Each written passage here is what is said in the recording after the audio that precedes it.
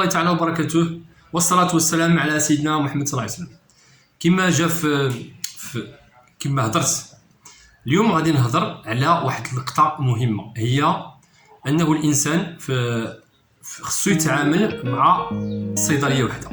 علاش؟ هذا واحد الموضوع مهم، غتعطيوني شوية الوقت لأنه باش نفسر لكم بالتدقيق وتعرفوا شنو لافونتاج، شنو الربح اللي عندكم أنكم تتعاملوا مع صيدلية وحده.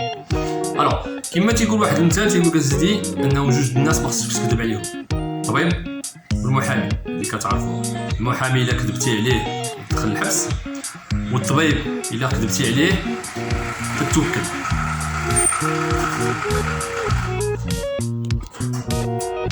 شنو هو الربح اللي عندكم الا تعاملتوا مع صيدليه وحده؟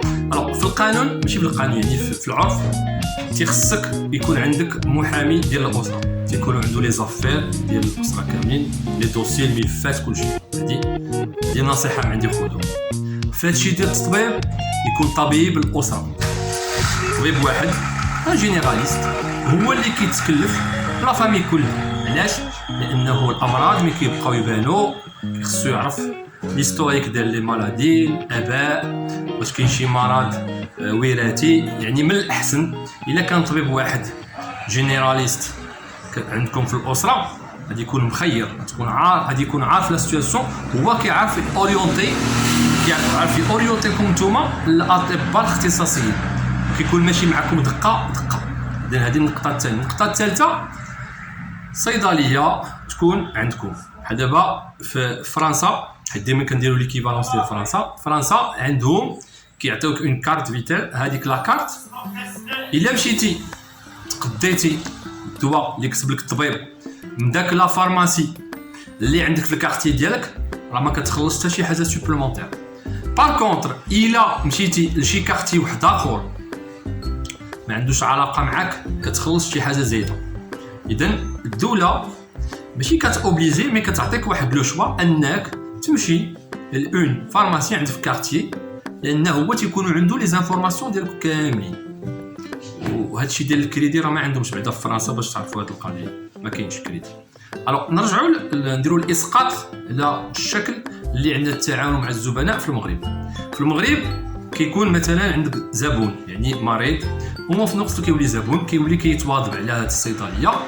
الا كان عنده مرض مزمن، هذاك المرض المزمن في الصيدليه تنكونوا عارفين كيفاش كنتعاملوا مع مولاه. نديروا واحد المثال يكون باش نفهموا علاش كنهضروا. مثلا عندنا واحد السيد عنده مرض السكري، ديابيت، وهذاك مرض السكري كيضرب له الشوكه، كتجيب له الانسولين ديالو مره في الشهر. واحد النهار هو مشى لشي طبيب، وداك الطبيب ما سولوش شنو المرض المزمن اللي عنده، ومشى باغمي الدوايات اللي كتب له، مثلا مشى عند روماتولوج وكتب له مثلا لي كورتيكويد. حنا كنعرفوا ان لي كورتيكويد دي كونسي بالنسبه للناس اللي عندهم ديابيت، كتطلع لهم القيمه ديال الانسولين في السكر في الدم. الا كنتي نتايا عندك ليستوريك ديال داك السيد اللي كتجيك داك لوردونونس، كاينين جوج الاحتمالات: سواء تيكون الطبيب متعمد كتب له داك الكورتيكويد واخا قال له فيه مشكل ديال الانسولين، ان داك السيد فريمون عنده واحد الحريق افخو، ما يمكن ان كورتيكويد بلو سولاجي. سواء ما قالش للطبيب بان عنده مرض. حنا عاد تنهضروا مرض مزمن، حنا كنهضروا الا كان الطبيب ديال الاسره راه اوتوماتيكمون راه عارف شنو هما الامراض المزمنه اللي عنده. الا كنتي كل مره كتبدل الطبيب كيوقع هذا المشكل، تيخص كل مره تمشي. الا عندك الحساسيه ديال البينيسيلين خصك تقولها له، كتستعمل دواء شي مرض مزمن خصك تقولها له، كل مره تدوا ريبيتي لا ميم شوز. هذاك الشيء علاش جو فو كونساي ان يكون عندكم طبيب ديال الاسره. هذه زعما من المسائل المهمه. الا كان طبيب الاسره راه عنده ليستوريك ديالو، كيجبد الملف، كيعرف شنو كاين، كيمشي معاك. نرجعوا للقضيه ديال الكورتيكويد. حنا ملي كتجي هذه الحاله وكنعرفوا بانه هذا السيد هذا عنده هذا المشكل، كنهزوا التليفون وكنعيطوا لذاك الطبيب: السلام عليكم، بخير الحمد لله، اون سو بريزونت بانكم كو هذه لا فارماسي، راه هذا السيد جا عندك في التاريخ كتب لها شي، كتبتي له الكورتيكويد، واش كتبتيه له لانه قال لك عنده مرض مزمن؟ بحال هكذا كيهزوا التليفون كنعيطوا للطبيب. في هذه الحاله كيقول لك الطبيب: سواء هو عطاه داك لونتي انفلامات داك الكورتيكويد لان المشكل عنده خصو ولا بد يتقطع بداك هذاك مده 4-5 ايام غادي يوقفوا غيطلع له الانسولين شويه، ولا تيقول لك انا ما عارفش بان عنده الانسولين مزيان اللي عيطتي لي اذا الكورتيكويد ما تعطيهمش. هذا هي مثال صغير على انه ملي كتكون تتعامل مع صيدليه وحده وكيكون عندهم ليستوريك ديال لي مالادي ديالك كيعرفوا كيفاش يتعاملوا معك. هذه من جهه.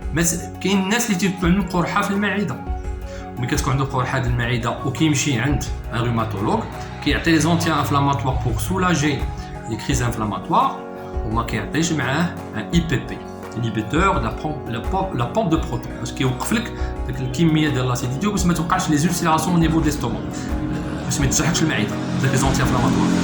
الوغ باغمي هاد لي جون هادو خصك تكون انت عارف هاد المشكل، وإلا تسهل طرحات المشكل راه كنهزو التليفون وكنعيطو لداك الروماتولوج بون نزيد له شي حاجه ديال البونسمون غاستريك.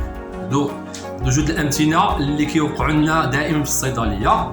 وملي كتكون تتعامل مع صيدلي وحده من غير هادشي كله قضيه الكريدي كتكون انت موظف كتجيك مثلا داك المرض في 10 في الشهر ولا 15 حنا عارفين ان الخلصه على قد الحال كتمشي عند الصيدليه ديالك تاخذ الدواء في الثالث الشهر بكل اريحيه كتخلصوا. وهادو جوج الحوايج نفس لك، سواء الاولى كتكون لي مالادي عندك المزمنه كنكونوا عارفينهم كيكون دايما فيجيلون، سواء كتكون مثلا المشكل ديال الكريدي مشكل ديال الكريدي من المشاكل الكبيره عندنا في الصيدليه اللي كيأثر على حنا كصيادله.